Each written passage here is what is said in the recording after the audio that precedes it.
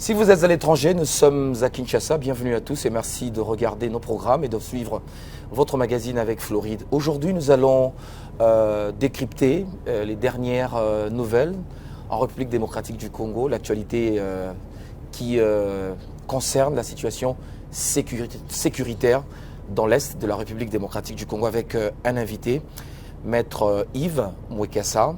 Il est président national du parti politique Kimia, qui œuvre au sein de l'Union Sacrée, mais vous êtes également avocat.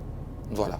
Merci d'avoir accepté notre invitation. Merci, c'est un plaisir de me retrouver sur ce magnifique plateau, ce cadre très alléchant et qui porte déjà beaucoup d'indicateurs de professionnalisme. Merci beaucoup. Alors, Maître Yves, aujourd'hui nous allons faire le point sur la situation sécuritaire. Mais j'aimerais que l'on aborde ce sujet sans état d'âme. Êtes-vous prêt pour cet exercice républicain? Oui, quand il faut parler Congo, je suis toujours disponible. Voilà. Alors, vous-même à titre particulier d'abord, pourquoi vous avez choisi de soutenir les actions du président Félix Tshisekedi? Pourquoi êtes-vous à ses côtés? C'est une très très bonne question. Je suis à l'Union Sacrée comme beaucoup de compatriotes. D'abord parce que nous avons cru en un rêve. Nous avons cru en un rêve. Moi, je suis de la génération de ceux qui admiraient profondément le patriarche Étienne Tshisekedi Mulumba. J'ai fait la prison à plusieurs reprises, par rapport à ça d'ailleurs, parce que nous croyons en lui et chaque fois qu'il donnait des mots d'ordre, à l'époque j'étais encore étudiant, on se retrouvait dans la rue parce que nous suivions les mots d'ordre de cet homme. Et lorsque le président Félix Tshisekedi est arrivé au pouvoir, héritier, pas seulement biologique, mais aussi politique, nous nous sommes dit qu'il était temps de pouvoir enfin mettre en pratique cette vision qu'a portée le feu Étienne Tshisekedi Mulumba, qui se résume de manière très éloquente par sa fameuse phrase « Le peuple d'abord ». Et c'est en venant apporter notre grain à la construction de ce Congo nouveau qui aurait comme leitmotiv dans la gestion de la res publica le peuple d'abord, que nous sommes retrouvés au sein de l'Union Sacrée. Bien entendu, dans un pays comme le nôtre, où il y a eu pendant plus de 6 décennies des pratiques de gestion de la chose publique chaotiques, des antivaleurs qui sont ancrées dans l'homme congolais, le changement voulu, les résultats escomptés ne sont pas venus d'un simple claquement de main. Donc nous sommes, personnellement je suis suffisamment sobre pour reconnaître qu'il y a encore beaucoup à faire, mais c'est dans la poursuite de cette vision que nous sommes au sein de l'Union Sacrée. Merci. Alors vous avez parlé de ce slogan, le peuple d'abord. Honnêtement, devant les Congolais qui vous suivent en ce moment, est-ce que vous êtes sûr que ces slogans est appliqué et encore d'actualité aujourd'hui quand on regarde le comportement de certains politiques qui se réclament d'être fils d'Étienne Tshisekedi? Le peuple congolais est très affûté politiquement. Le peuple congolais voit, le peuple congolais sent, le peuple congolais sait. Je suis au sein de l'Union Sacrée parmi les voix qui n'hésitent pas à porter la contradiction en interne.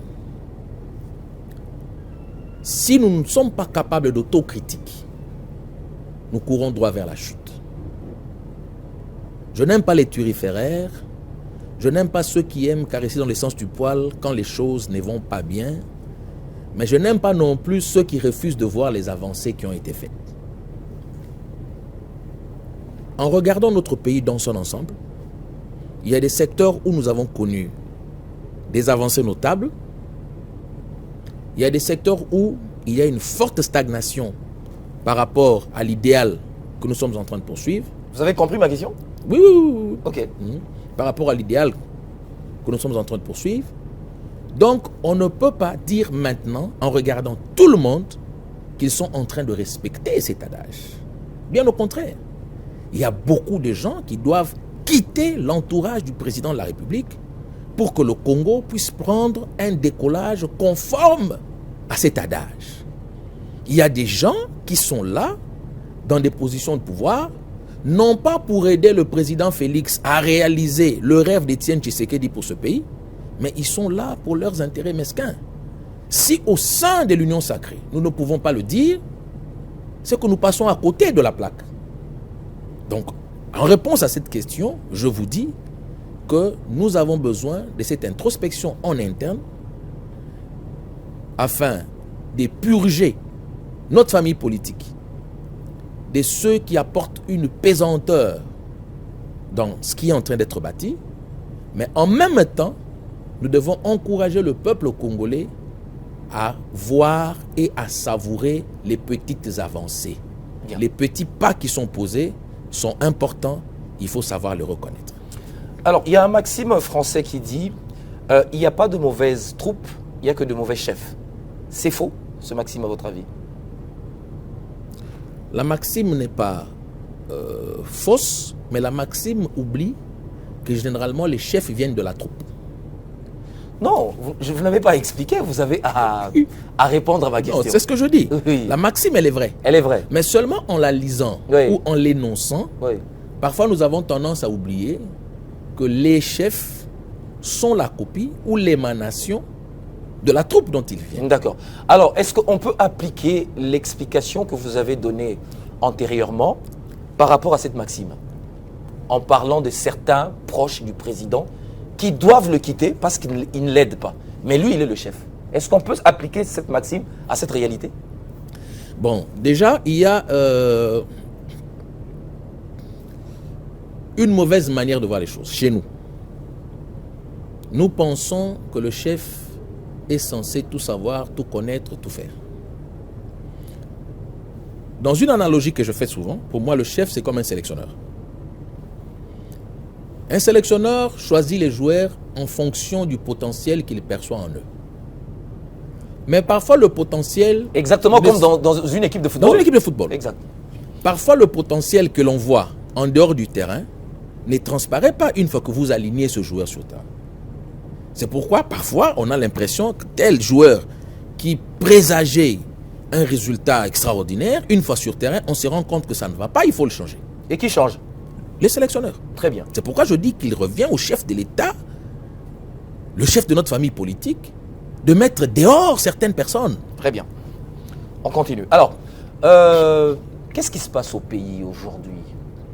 Est-ce que ce que l'on vit comme situation sécuritaire dans l'Est, notamment certains territoires qui sont occupés par la rébellion de Nanga, une partie de la ville de Goma aussi occupée par la rébellion de Nanga, est-ce que ce n'est pas la conséquence de la maladresse de la gouvernance aujourd'hui, du fait de rapprochement avec Kagame? Parce qu'en 2019, il y a eu un amour parfait entre Kagame et le président Tshisekedi, et automatiquement, aujourd'hui, ce mariage-là est cassé.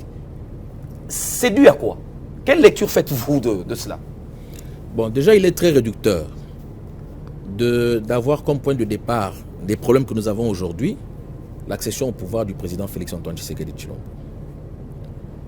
Pour moi, les 2 années où nous avons été en bonne relation de fraternité avec le Rwanda sont plus à percevoir comme une expression de la bonne volonté du Congo de bâtir une paix de braves avec nos voisins. Et ça a été l'occasion aussi de prouver à certaines personnes que le Congo n'a jamais été animé d'intentions farfelues ou mauvaises à l'égard de notre voisin. Vous le savez, nous le savons, et nos populations de l'Est le savent mieux encore, on ne changera pas de voisin. Le Rwanda est là, le Rwanda sera là. Avoir tenté de bâtir des ponts n'était pas une mauvaise chose. Parce que si cela avait marché, nous ne serions pas en train de déplorer la situation actuelle. Mais seulement parfois, les initiatives que nous prenons ne portent pas les fruits que nous escomptons. Mais je vais essayer de retracer un peu le contexte de ce problème. Oui. Lorsque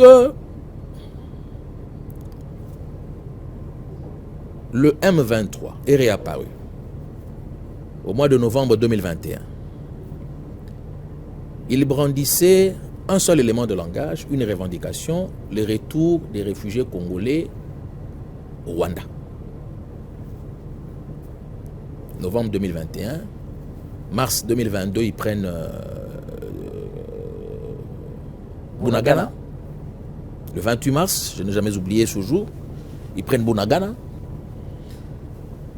L'évolution de leur langage change parce qu'ils se sont rendus compte que le premier élément de langage qu'ils avaient présenté n'était pas suffisamment lourd pour pouvoir justifier cette guerre. Ils ont parlé des FDLR.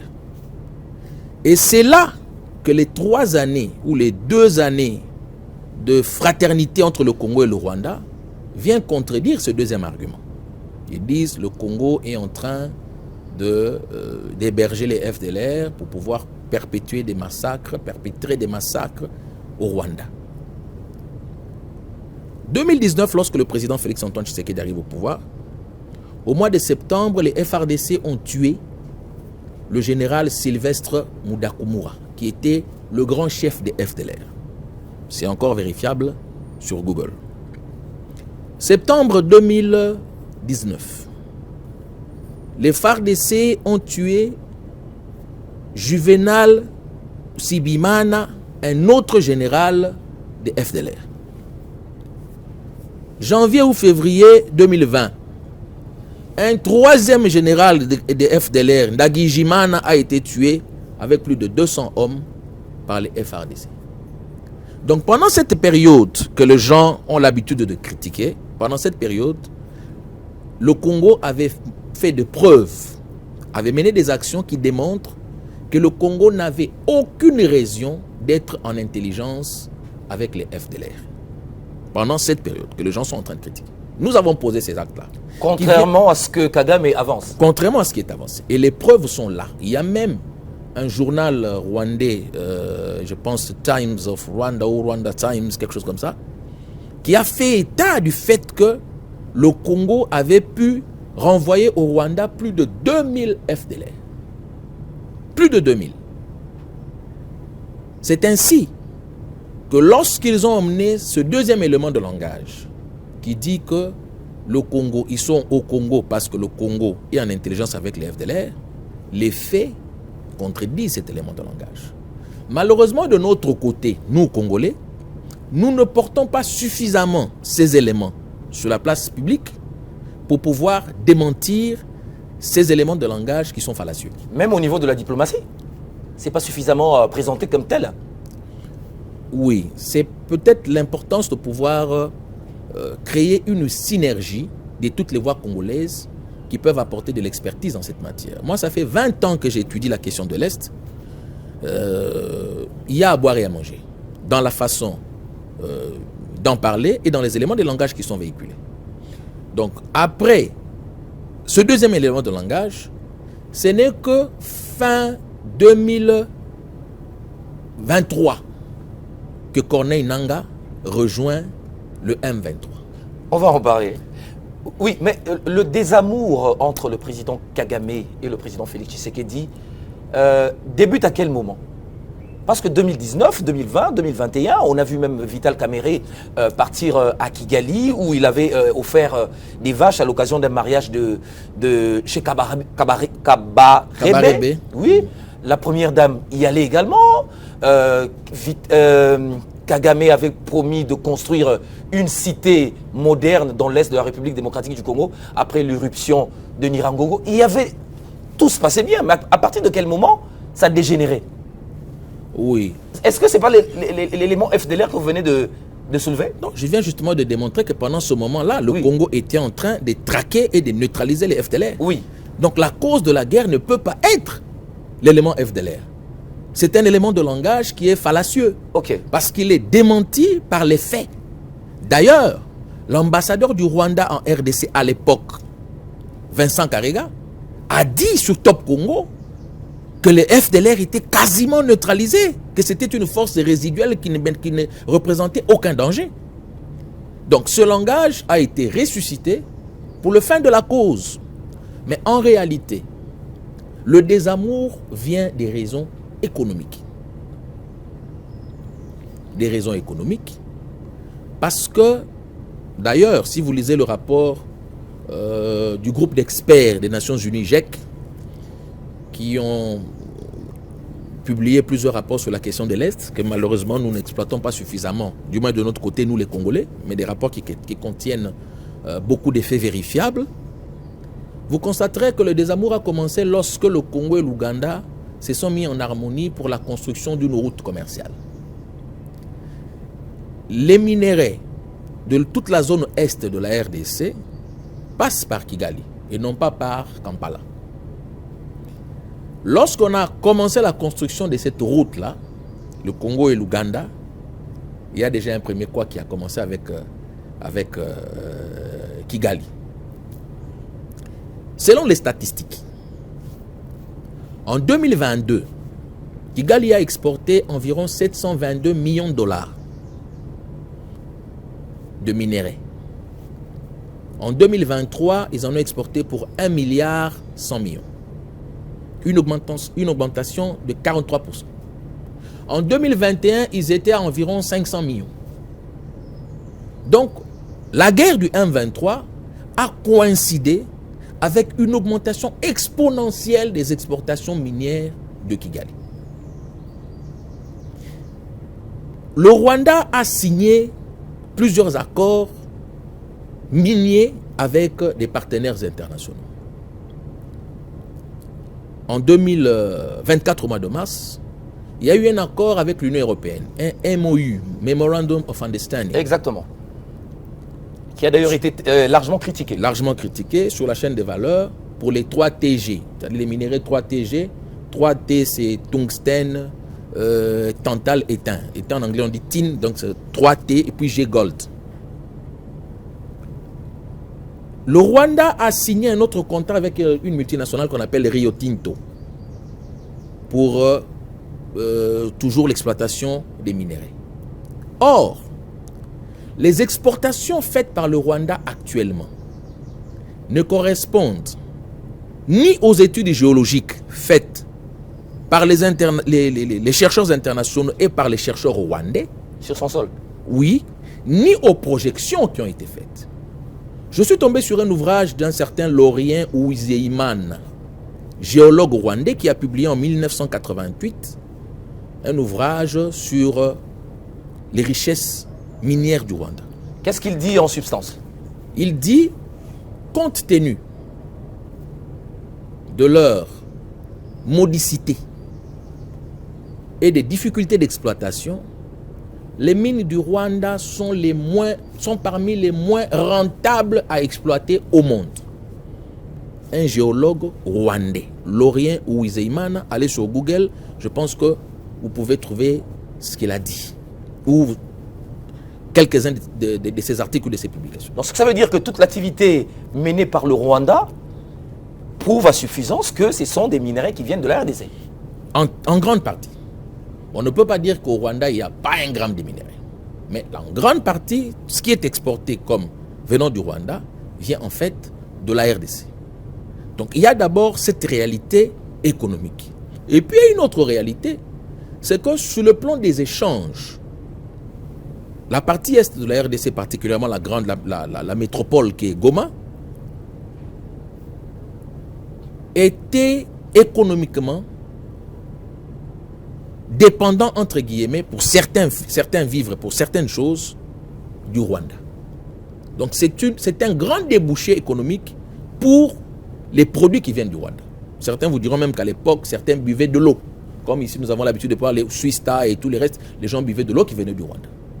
Donc lorsque nous ramenons une autre politique pour que le Congo puisse reprendre en main sa vie économique, cela veut dire moins de recettes de l'autre côté.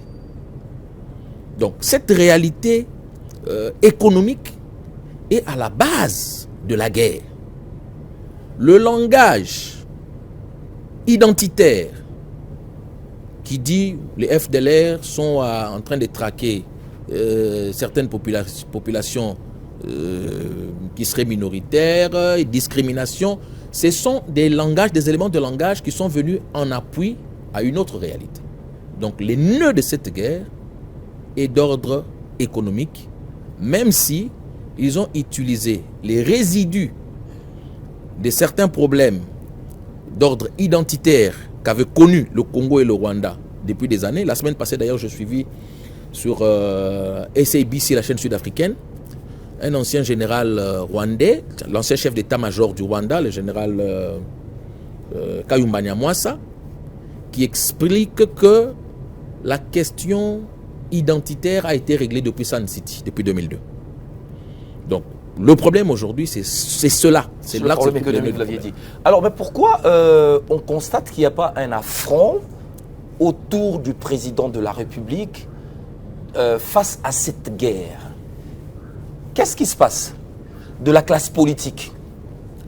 Une des grandes difficultés que nous avons chez nous au Congo, nous avons du mal à faire la différence entre les conflits personnels, les mésententes personnelles et l'intérêt général. Nous sommes dans une démocratie. On n'est pas tous obligés d'aimer le président Félix Tshisekedi. On n'est pas tous obligés de soutenir le président Félix Tshisekedi. C'est ainsi que, y compris dans nos propres familles, on peut se retrouver, vous êtes deux frères, l'un soutient Tshisekedi, l'autre soutient Katumbi, ou un autre encore soutient Martin Fayulu. C'est ça la démocratie. Cette démocratie a coûté des vies au Congo, il faut qu'elle perdure, il faut qu'elle demeure. Cette liberté de choisir le leader que nous voulons soutenir. Maintenant, en pareille circonstance, on ne demande pas aux gens de soutenir le président Félix. On demande aux gens de soutenir le Congo. Parce qu'aujourd'hui, certains se disent, non, il faut que Tshisekedi parte. Et pour ça, peu importe si c'est l'armée rwandaise qui le fait partir. Peu importe la manière. Voilà. À ceux-là, je dis, oui. L'armée rwandaise est venue nous aider, entre guillemets, à faire partir Mobutu. Mobutu est parti au mois de mai. Il est décédé en septembre. Mais les conséquences de la présence de l'armée rwandaise ici, en 97, nous les subissons jusqu'à aujourd'hui. Qui vous dit que si l'armée rwandaise vous aide à faire partir Tshisekedi, les conséquences de la présence de l'armée rwandaise, nous n'allons pas continuer à les subir jusqu'en 2050? La différence entre un homme d'État et un politicien, c'est qu'un politicien pense à la prochaine élection. L'homme d'État pense à la prochaine génération. Ceux qui estiment que tous les moyens sont bons pour faire partir le président Félix ne pensent pas à la prochaine génération. Ils ne pensent pas aux conséquences. Vous savez, le Congo n'a pas pour seul adversaire ou seul ennemi certains politiques africains. Mais la gouvernance du président de la République aussi n'a pas favorisé la cohésion nationale. Ce qui fait qu'aujourd'hui, il y a ces fissures. Je vais y arriver. Oui. Les seuls ennemis du Congo ne se trouvent pas en Afrique. Il y a des think tanks aux États-Unis, en Occident, qui depuis plus de 30 ans, voire plus, disent que le Congo est trop grand, le Congo est ingouvernable. Et ces gens cherchent la moindre occasion pour promouvoir la balkanisation de ce pays. Et là, nous sommes en train de leur prêter le flanc. Les enjeux sont trop immenses. Dans les années à venir, presque tous les véhicules seront toutes les voitures seront des voitures électriques. Dans les années à venir, les téléphones portables, les ordinateurs, c'est ça la richesse de demain. Or, le Congo recèle sur son sol les minerais. Donc l'enjeu est là. Ce n'est pas Tshisekedi gouverne mal, Tshisekedi a fait ceci. Le Congo... Pendant le temps où nous, Congolais, sommes encore dans la personnification de nos divergences, dans les attaques ad hominem, je n'aime pas sa tête. Il a fait ceci, il a fait cela. Ceux qui font de projections à long terme pensent à autre chose. Mais Kabila, il a vécu ce que Tshisekedi vit aujourd'hui. Alors, il va falloir aussi, au regard de l'histoire, je ne sais pas moi, vous excuser. Parce que ce que Tshisekedi vit, c'est ce que Kabila a vécu. C'était la personnification de Kabila, la personne de Kabila, qu'on ne voulait pas absolument. Je vais vous dire une chose. J'ai toujours été très critique vis-à-vis de la gestion de Joseph Kabila. Mais pour rien au monde, je n'aurais soutenu une rébellion armée pour les renverser. Parce que je crois en la paix, d'où d'ailleurs le nom que nous avons donné à notre parti, Kimia. Et je crois que le développement ne vient que par la paix. Je reconnais à chaque Congolais le droit de critiquer. Que ce soit le président Félix que moi je soutiens, ou même le président Joseph Kabila. Les gens ne se sont pas uniquement opposés à Joseph Kabila par rapport à la question de l'Est. Certains, oui. Comme je l'ai dit, chacun perçoit la réalité nationale à travers les prismes des éléments qui sont importants pour lui. Pour certains, c'est l'identitaire. Ils se sont opposés à quoi alors? Non, je vais vous donner mon exemple. Moi, je m'opposais à quoi? Moi, je m'opposais à la gestion. Je vais donner un exemple. À la gestion? Ouais. Je vais donner que vous estimez chaotique? Oui, je vais donner des exemples simples. Allez-y. La première fois que moi j'ai vu un lion dans ma vie, c'était au zoo de Kinshasa. J'étais à l'école primaire, non, à maternelle, à Maloula, à Limete. Et on nous a emmenés ici, la première fois que j'ai vu un lion. Kabila est arrivé. Au lieu de restaurer le zoo, il s'est créé son zoo à lui. Maintenant, pour que mes enfants voient les lions, je dois les emmener dans la résidence privée de Kabila, dans le parc privé de Kabila. On paye à Kabila pour que mes enfants voient le lion. Ça, c'est une erreur monumentale de gouvernance. C'est une erreur de gouvernance. Parce que cela révèle une volonté de se bâtir soi-même au lieu de bâtir l'État. Alors Félix Tshisekedi a fait quoi? Je vais y arriver. Je peux prendre le même exemple pour les ports. Oui. À Matadi. Je peux prendre le même exemple pour beaucoup d'infrastructures ou des structures de l'État. Mamayemo qui a été abandonné, mais on a construit des hôpitaux privés. Donc moi personnellement, si je me suis opposé à un certain moment à Joseph Kabila, c'est en fonction de sa gouvernance. Des éléments concrets de sa gouvernance. Et puis je vais vous dire autre chose. Mais aujourd'hui, les gens... Non, je vais y atterrir. Oui. Je vais vous dire une chose. Oui. Kabila aurait pu échouer partout. Il y a un secteur où il aurait dû impérativement réussir. Nous bâtir une armée forte. Parce que sa spécialité, c'est quoi? Il est général.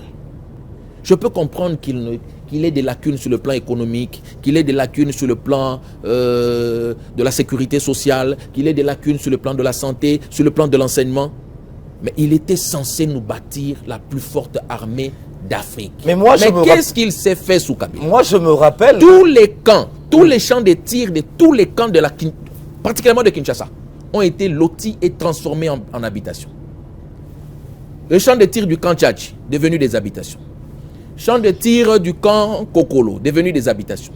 Champ de tir du camp Seta, devenu des habitations. Champ de tir du camp Loano, devenu des habitations. Quelle est cette armée qui n'a pas de lieu pour s'entraîner? Une armée qui n'a pas de champ de tir. Ces soldats s'entraînent où et comment? J'en veux à Kabila pour ça. Vous avez des preuves que tous ces champs de tir ont été transformés en habitations? Mais allez-y, tous les champs de tir ont été lotis. Tout a été loti. Les privés ont acheté, ils ont construit des maisons. Mais allez-y, faites un tour. C'est devenu des maisons des privés. D'ailleurs, il y a un quartier qu'on appelle champ de tir en Binzozon. Au Vandrawab, n'a pas champ de tir. Est-ce que Moutaro va dans champ de tir? Et ça, c'est fait sous Kabila. Alors que lui, en tant que général, il est censé savoir, connaître l'importance de ces champs de tir. Donc, pour dire que ceux qui se sont opposés à Kabila ne sont pas obligés de demander pardon à Kabila. Parce que dans la gouvernance de Kabila, il y avait beaucoup de choses à critiquer. De même, certains peuvent critiquer la gouvernance de Félix Tshisekedi sans nécessairement vouloir livrer la patrie à des forces étrangères. C'est ça la différence. Hein? C'est ça la différence. Alors, mais qu'est-ce que le président Félix Tshisekedi a fait de mieux au regard de toutes ces critiques? Après le premier mandat, on commence le deuxième mandat. Visiblement, nous ne sommes pas sur le rail. Visiblement. Comme je l'ai dit tantôt, les Congolais gardent cette liberté de pouvoir critiquer. Et moi, en premier, je le fais en interne. Quand il y a des choses qui me paraissent être des rééditions, des pratiques farfelues qui ont eu des résultats calamiteuses, en interne, je suis le premier à dire ça, ce n'est pas bon. Je vais prendre un exemple patent. La cohésion nationale. Vous aviez dit que vous en parlerez. Par exemple, la cohésion. La gouvernance, Tshisekedi ne favorise pas la cohésion. En quoi exactement? Les gens sont déchirés. Aujourd'hui, on a quand même vu hier ou avant-hier, le président rassembler autour de lui les chefs des confessions religieuses. C'est ça qu'il fallait faire. On a l'impression que le président le fait parce qu'il est il fait face à la guerre et qu'il se retrouve finalement un peu seul. Et alors, il a besoin de l'aide. Non, c'est là que je ne suis pas d'accord avec les gens. Ce n'est pas la guerre de Tshisekedi. Les gens ont tendance... Tu sais, nous commettons les mêmes erreurs. On avait dit, il suffit que Mobutu parte. Il suffit que Mobutu parte. Mobutu est parti. Nous sommes restés dans les problèmes. Il suffit que Kabila parte. Il suffit que Kabila parte. Kabila est parti. Nous avons encore des problèmes. Il suffit que Tshisekedi parte. Tshisekedi peut partir aujourd'hui. Mais est-ce que cela va enlever dans la tête de ceux qui veulent balkaniser le Congo qu'il faut balkaniser ce pays? Tshisekedi peut partir aujourd'hui. Mais est-ce pour cela que tous ceux-là qui avaient créé les groupes armés à l'Est vont abandonner ces groupes armés? Certains oublient que cette guerre n'a pas commencé en 2021. Le nom même du groupe rebelle, ou entre guillemets le groupe qui est à l'Est, c'est M23. C'est 23 quoi? 23 mars 2009. Tshisekedi n'était pas président. Ça veut dire que leur première revendication, que porte même leur identifiant, leur identification, leur nom, vient d'une période où Tshisekedi n'était... On ne pensait même pas, sauf peut-être les prophètes, les clairvoyants, on pouvait savoir que Tshisekedi devenait président un jour. Donc, croire que le départ du président Félix Tshisekedi résoudrait tous les problèmes du Congo, c'est se leurrer complètement. Les difficultés que nous avons aujourd'hui par rapport à cette guerre, il y a 3 types de problèmes qui s'imbriquent. Il y a des enjeux internationaux. Nous l'avons énuméré ici en parlant des minéraux, du contrôle des minéraux, tout ça. Il y a les enjeux régionaux avec certains pays voisins qui estiment avoir un certain nombre de droits sur le territoire congolais et qui ont intérêt à avoir un Congo faible pour que chacune de ces nations puisse avoir une zone d'influence en plein Congo. Mais vous avez raison. Et puis il y a les enjeux internes sur lesquels se focalisent les opposants du président Félix. Vous avez raison. Mais vous ne vous posez pas la question de savoir, mais qu'est-ce qui fait que les fils de ce pays qui doivent soutenir le président Tshisekedi face à cette guerre qui est imposée, pas à Tshisekedi, mais à la nation congolaise, soit contre lui? Mais qu'est-ce qui crée des divisions au sein de la population congolaise? Non, je veux bien. Oui. Je veux bien qu'il y ait eu des éléments de gestion qui ne plaisent pas aux uns aux autres. Voilà. Je veux bien. On a arraché par exemple Anang à ses carrés miniers. Il est mécontent. Non, non. Voilà pourquoi, non, attendez, vous créez encore des monstres à cause de la gouvernance. Bon, je ne sais pas dans quelles circonstances les carrés miniers de Nanga ont été arrachés. Oui. Mais ce que je dis, c'est qu'en interne, on peut avoir des raisons de critiquer ou de ne pas aimer la gestion d'un chef. Oui. Comme certains n'ont pas aimé la gestion de Kabila. Mais ce n'est pas une raison pour promouvoir une lutte armée. Vous savez, la guerre, nous venons de perdre les derniers chiffres publiés par le ministre de la communication de la RDC. Plus de 700. Plus de 700 Congolais sont partis.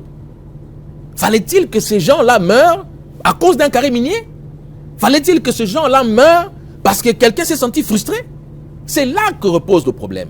On doit apprendre à exprimer nos divergences de manière démocratique, de manière pacifique. La lutte pacifique apporte des meilleures solutions à long terme que la lutte armée. La lutte pacifique apporte des meilleures solutions à long terme. La lutte armée remplace des dérives par d'autres dérives. Qui vous dit que celui qui vient par les armes, une fois au pouvoir, va mener une autre. Vous savez, celui qui acquiert le pouvoir par les armes voudra le conserver par les armes. Donc, on va se retrouver dans un cycle où pour faire partir celui qui sera venu par les armes, il faudra créer un autre groupe armé pour pouvoir faire partir celui qui est venu par les armes. L'histoire récente nous renseigne que 99% de ceux qui ont acquis le pouvoir en Afrique par les armes sont partis par un coup d'État. Il n'y a que quelques exceptions près comme Jerry Rawlings du Ghana qui, après avoir pris le pouvoir par les armes, ont fini par organiser des élections démocratiques et laisser le cycle démocratique se passer. Faites comme lui aussi, parce que vous, déjà, vous énervez la nation avec la constitution que vous voulez réviser. Et j'ai reçu Emmanuel Ramazani Shadari qui dit qu'ils veulent perpétuer Tshisekedi à la tête du pouvoir. C'est ça. Ça énerve aussi. Peut-être que vous en rendez pas compte. Hein. Ça énerve. Non, on se rend compte. Oui. On se rend compte de ce que cela peut créer comme clivage. Mais je pense que c'est plus peut-être parce que la chose n'a pas été portée de la bonne manière. Les premiers éléments de langage qui ont accompagné le débat sur la Constitution, c'était 5 ans c'est peu, il a perdu une année, promet le gouvernement. Et dans le subconscient de certains, il s'est écrit que, ah voilà, donc l'intention, c'est de pouvoir rallonger le mandat. C'est ça. Alors qu'en réalité, le débat ne devrait pas porter sur ça. Parce que l'article 220, nous le savons, est verrouillé. Le débat devrait porter sur autre chose. D'abord, poser les fondamentaux. Est-ce que les Congolais qui ont voté cette constitution en 2006, moi je me souviens être allé voter ce jour-là sous la pluie. Les Congolais qui ont voté cette constitution en 2006 estiment qu'à l'épreuve de la gestion de l'État, au bout de 20 ans, il y a lieu de garder cette constitution. On devait commencer par là. Mais vous êtes différent. Vous êtes différent de tout ce que de tous les gens de l'Union sacrée que je reçois ici. Je fais de mon mieux pour rester le plus correct dans ce que je fais. Parce que, comme je l'ai dit tantôt, moi je pense à la prochaine génération. Je ne pense pas au positionnement, je ne pense pas aux nominations. Je pense à la prochaine génération, quel est le Congo que nous allons laisser aux autres. Mais vous risquez de perdre vos intérêts? Il n'y a pas de problème. Le Congo est plus important que moi, que ma petite personne ou mes intérêts personnels. Le débat aurait dû porter sur est-ce que cette constitution a l'épreuve de la gestion pratique de l'État? Est-ce que cette constitution doit demeurer telle qu'elle? Par exemple, on a connu de sérieux problèmes avec le fonctionnement des assemblées provinciales. On a connu de sérieux problèmes avec la monétisation des votes dans ce pays où on sait, moi-même je voulais être candidat sénateur. La première personne que j'ai abordée m'a dit, ah, maître, Kuna Bazoloba, il faut 50 000 pour une voix. J'ai dit non, non, je laisse tomber. On doit se poser des questions sur ça. Est-ce que ce système-là est bon? S'il est mauvais, faut-il carrément le changer ou il faut juste y apporter quelques légères modifications? C'est de là que devait partir le débat sur la Constitution. Constitution de 2006, nous l'avons utilisé, nous l'avons pratiqué pendant 20 ans. On en est où aujourd'hui? Qu'est-ce qu'il y a de bon et qu'est-ce qui ne va pas? Qu'est-ce qu'on peut changer? Mais les gens ont pris ce débat autour de la Constitution, l'ont réduit autour de la personne du chef de l'État. Le débat sur la Constitution, c'est Tshisekedi veut se cramponner au pouvoir. Alors qu'à ce que moi je sache, il a dit et redit qu'il n'a pas l'intention de s'éterniser au pouvoir. Mais Kabila aussi le disait, vous jouez avec les hommes politiques. Ils sont comme ça, ils disent toujours ça. En Afrique, avec tous ces présidents qui sont restés au pouvoir, ils avaient ce même langage. Ce n'est pas pour y rester 30 ans, 25 ans. C'est pourquoi le Congo a besoin d'institutions fortes, des lois fortes et pas des hommes forts. Imaginez Corneille Nangaa. De là, il dit je viens à Kinshasa pour instaurer le fédéralisme. Il a demandé à qui? Est-ce qu'il a fait un référendum? Est-ce qu'il est sûr que la majorité de Congo... C'est ça. C'est pour ça que moi je n'aime pas ceux qui veulent prendre le pouvoir par les armes. Ils s'estiment investis d'un droit divin d'imposer à tout le monde leur volonté. Alors que la forme de l'État doit faire l'objet d'un consensus général. C'est ce qu'on appelle le pacte républicain. où vous et moi, ensemble, après débat et délibération, on se dit, voilà, pour que le Congo aille de l'avant, nous pensons que le fédéralisme est mieux. Un autre, non, ce n'est pas le fédéralisme, c'est une forte décentralisation comme là. Vous savez ce que nous avons là, aujourd'hui? En réalité, c'est déjà à 80% une forme de fédéralisme. Sauf qu'on a appelé nos provinces, on aurait pu les appeler États. Parce que nos provinces ont des institutions qui normalement appartiennent à des États. Un parlement provincial, un gouvernement provincial. C'est comme ça que les États fédérés fonctionnent. Donc on avait voulu, avec cette constitution de 2006, trouver un modus vivendi, trouver une intersection entre les unitaristes et les fédéralistes. On a abouti à cette constitution. Moi, je suis pour un débat républicain. Je ne veux pas que quelqu'un dise, parce que moi j'ai 10 000 militaires, je viens vous imposer ma volonté. Ça, ce n'est pas le Congo que moi je souhaite. Très bien. Nous sommes pratiquement à la fin de cette émission. Énormément de questions, mais on nous dit que nous devons arrêter. Mais est-ce qu'aujourd'hui, le président de la République peut tendre la main à ses anciens partenaires, Joseph Kabila, Matata Ponyo, Moïse Katumbi, pour travailler ensemble dans ces moments difficiles? Oui, je le dis et j'insiste, c'est un appel que moi je lance depuis le début de cette guerre. Quand il va de l'existence même du Congo en tant que nation, nos clivages ne valent rien. On doit passer outre nos penchants, outre nos clivages et nous mettre ensemble pour préserver le Congo. C'est l'avenir du Congo qui est en jeu. On ne doit pas se cramponner à des divergences de pacotille, parce que ce qu'on ne remarque pas, parfois même au Congo, les différences ne sont même pas d'ordre politique, c'est d'ordre personnel. Je vais prendre un exemple simple. Le PPRD, si vous lisez la charte, les statuts du PPRD, leur idéologie, c'est la social-démocratie. Vous lisez les statuts de l'UDPS, leur idéologie, c'est la social-démocratie.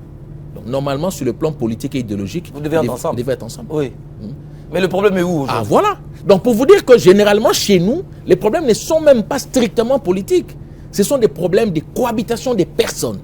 Donc à l'heure où nous nous trouvons aujourd'hui, où l'avenir de notre pays est en jeu, il est tout à fait normal, et en cela j'encourage vivement le président de la République, de tendre la main à tous les leaders congolais, venez vers le chef de l'État, et ensemble, sauvons la nation. Merci beaucoup. Maître Yves Mwekesa, merci d'être venu dans cette émission. Je rappelle que vous êtes avocat. Vous êtes aussi président du parti politique Kimia, qui œuvre au sein de l'Union Sacrée. Énormément de questions, mais la télé, c'est le temps. Merci d'avoir été de nôtre et de répondre à quelques-unes de nos questions. C'est moi qui vous remercie pour l'invitation. Merci à vous également d'avoir suivi cette émission. Portez-vous bien. À très bientôt et avec le même plaisir.